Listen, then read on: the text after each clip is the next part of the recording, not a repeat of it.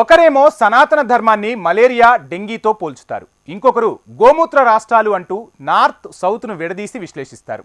అలాంటప్పుడు ఐక్యంగా ముందుకెళ్లి బీజేపీని ఓడించాలన్న కల ఎలా నెరవేరుతుంది? అవును, ఈ వార్త విపక్ష కూటమిలో కీలక పార్టీ అయిన డీఎంకే గురించే. గతంలో ఆ పార్టీ మంత్రి ఉదయనిధి స్టాలిన్ సనాతన ధర్మంపై వివాదాస్పద వ్యాఖ్యలు చేసి అధికార కూటమికి ఎరైతే, ఇప్పుడు అదే పార్టీ ఎంపీ ఏకంగా లోక్సభలోనే టంగ్ స్లిప్ పై సారీ చెప్పే వరకు వచ్చారు. నార్త్ ఇండియా స్టేట్లను గోమూత్ర రాష్ట్రాలుగా అభివర్ణించి లోక్సభలో చిన్నపాటి సునామీనే సృష్టించారు. అసలే నార్త్ ఇండియా అసెంబ్లీలపై పట్టుకోల్పోయిన కాంగ్రెస్కు డీఎంకే తీరు ఇంకాస్త ఇబ్బందిగా మారింది. దీంతో మిత్రపక్షమే అయినా డీఎంకేను తప్పు పట్టక తప్పలేదు. ఈ పరిణామాలు చూస్తుంటే విపక్ష కూటమిలో డీఎంకే స్థానం గల్లంతయ్యే ప్రమాదం కూడా కనిపిస్తోంది. ఇంతకు దేశంలో హిందుత్వ రాజకీయాలు నడుస్తున్న వేళ డీఎంకే పని కట్టుకొని వివాదాలు ఎందుకు కొని తెచ్చుకుంటుంది? Watch this story. அப்புடேமோ டிஎம்கே மந்திரி உதயநிதி ஸ்டாலின் தூக்குடு. சனாதன ஒழிப்பு மாநாடு என்றும் நீங்கள் இதை போட்டிருக்கிறீர்கள், இதை அழைத்திருக்கிறீர்கள், இந்த நிகழ்ச்சிக்கு பெயரிட்டீர்கள். ఇప్పుడేమో లోక్సభ సాక్షిగా డిఎంకే ఎంపీ నోరు జారుడు. Heartland states of Hindi and what we generally call as the Gomutra states. You cannot come to South India. అధికార పక్షానికి ఎర్ర అవుతున్న తీరు మారదెందుకు? इस देश की संस्कृति का, इस देश के इतिहास का, सनातन धर्म का अपमान कर रहे हैं. రాజకీయాలందు తమిళ రాజకీయాలు వేరు. నిజమే, దేశంలో ఏ రాష్ట్రంలో రాజకీయం జరిగినా అందులో కొత్తే ఉండదు. కానీ తమిళనాట రాజకీయాలందు తమిళ రాజకీయాలు వేరయ్యా అన్నట్టే ఉంటుంది. ఎందుకంటే అక్కడ హిందుత్వ అజెండాలే ఉండవు. ఉన్న తమిళ తంబిలు పెద్దగా పట్టించుకోరు. అందుకే కమలం పార్టీ ఎన్ని వ్యూహాలు చేసినా, ఎలాంటి ఎత్తులేసినా అంతగా వర్కౌట్ కాలేవు. బీజేపీ హిందుత్వ అజెండాలను తిప్పికొట్టడంలో విజయం సాధించింది కాబట్టి తమిళనాట డిఎంకే అధికారం చేపట్టింది. ఆ రాజకీయం తమిళనాట వరకే ఫలిస్తుంది. కానీ పార్టీకి వేరే లక్ష్యాలు ఉన్నప్పుడు అదే రాజకీయాన్ని పట్టుకు వేలాడితే ఎలా? తమిళనాట తిరుగులేని విజయం సాధించిన తర్వాత చాలా మందిలానే మోడీని, బీజేపీని ఓడించాలనే లక్ష్యం పెట్టుకుంది డిఎంకే. అందుకోసం సొంత ప్రయత్నాలేవో చేసి చివరకు కాంగ్రెస్ తో కలిసి నడిచేందుకు సిద్ధపడింది. విపక్ష కూటమిలో ఆ పార్టీది కీలక పాత్ర కూడా. అలాంటప్పుడు జాతీయ రాజకీయాలను ప్రభావితం చేసే పంచులు విసరకూడదు. విసిరితే ఆ దెబ్బ పడేది డిఎంకేకి కాదు, కూటమి మొత్తానికి. இந்த சனாதன ஒழிப்பு மாநாட்டில் வாழ்த்துறை வழங்கும் வாய்ப்பை தந்த இந்த மாநாட்டு ஏற்பாட்டுக் குழுவுக்கு முதற்க என்னுடைய வணக்கத்தையும் நன்றியும் நான் தெரிவித்துக் கொள்கின்றேன். இந்த மாநாட்டுடைய தலைப்பே மிகவும் சிறப்பாக அமைந்திருக்கின்றது. சனாதன எதிர்ப்பு மாநாடு என்று போடாமல் சனாதன ஒழிப்பு மாநாடு என்றும் நீங்கள் இதை போட்டிருக்கிறீர்கள், இதை அழைத்திருக்கிறீர்கள், இந்த நிகழ்ச்சிக்கு பெயரிட்டீர்கள். அதற்கு என்னுடைய வாழ்த்துக்கள். சிலவற்றை நாம் ஒழிக்கத்தான் வேண்டும், எதிர்க்க முடியாது.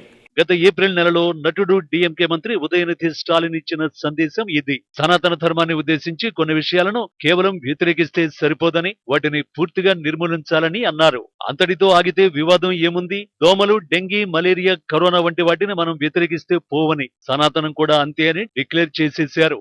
అప్పట్లో ఈ వివాదం రేపిన రచ్చ అంత ఇంత కాదు. హిందుత్వ జోలికి ఎవరొచ్చినా విరుచుకుపడే కమలం పార్టీ సనాతన ధర్మాన్ని పట్టుకుని అంత మాట అంటావా అంటూ జూనియర్ స్టాలిన్ ను నిలువన కడిగేసే ప్రయత్నాలు చేసింది. అంతేకాదు, స్టాలిన్ వ్యాఖ్యలపై బ్రాహ్మణ సంఘాలు, విశ్వ హిందూ పరిషత్తు తీవ్రంగా మండిపడ్డాయి. సనాతన ధర్మాన్ని ఎవరూ అంతం చేయలేరని, టచ్ చేయాలని చూస్తే కాలగర్భంలో కలిసిపోతారని శాపనార్థాలు పెట్టారు. ఆ తర్వాత కూడా సదరు డిఎంకే మంత్రి తన వ్యాఖ్యలపై తగ్గేదే లేదనడంతో ఆ వివాదం చాలా కాలం నడిచింది. కట్ చేస్తే ఇప్పుడు అదే డిఎంకే ఎంపీ వంతొచ్చింది.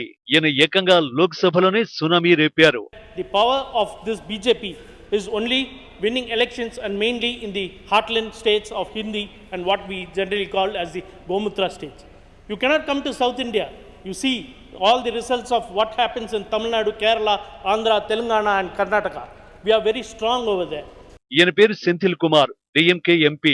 లోక్సభ సాక్షిగా ఈయన ఏమన్నారనే దానికే వస్తే, బీజేపీని ఉద్దేశించి మీరు దక్షిణ భారతదేశానికి చేరుకోలేరు, అక్కడ మీకు విజయం దక్కదన్నారు. సౌత్ లో స్థానమే లేదన్నారు. కేరళ, తమిళనాడు, తెలంగాణ, ఆంధ్రప్రదేశ్, కర్ణాటక ఎన్నికల్లో ఏం జరిగిందో చూడండి అని చెబుతూ దక్షిణాదిన తాము బలంగా ఉన్నామని స్పష్టం చేశారు. కానీ ఈ వివరణలోనే వివాదాస్పద గోమూత్ర రాష్ట్రాల కామెంట్ చేశారు. స్టాలిన్ అయినా తమిళనాడులో అందున సనాతన ధర్మ నిర్మూలన పేరుతో జరిగిన సదస్సుకు హాజరై వివాదాస్పద వ్యాఖ్యలు చేశారు. ఈయన ఏకంగా లోక్సభలోనే పని కట్టుకుని వివాదాన్ని రాజేశారు. స్టాలిన్ సనాతన ధర్మ నిర్మూలన కామెంట్లనే ఏకిపారేసిన కమలనాథులు సెంథిల్ సిల్లీ కామెంట్లను మాత్రం ఎందుకు విడిచిపెడతారు? తమ మార్కు ఎదురుదాడికి దిగిపోయారు. విపక్ష ఇండియా కూటమిలో భాగస్వామి అయిన డిఎంకే ఎంపీ ఉత్తర భారతీయుల్ని కించపరుస్తూ చేసిన వ్యాఖ్యలను సమర్థిస్తున్నారా అని కాంగ్రెస్ పార్టీ నేత రాహుల్ గాంధీని ప్రశ్నించడం మొదలుపెట్టారు.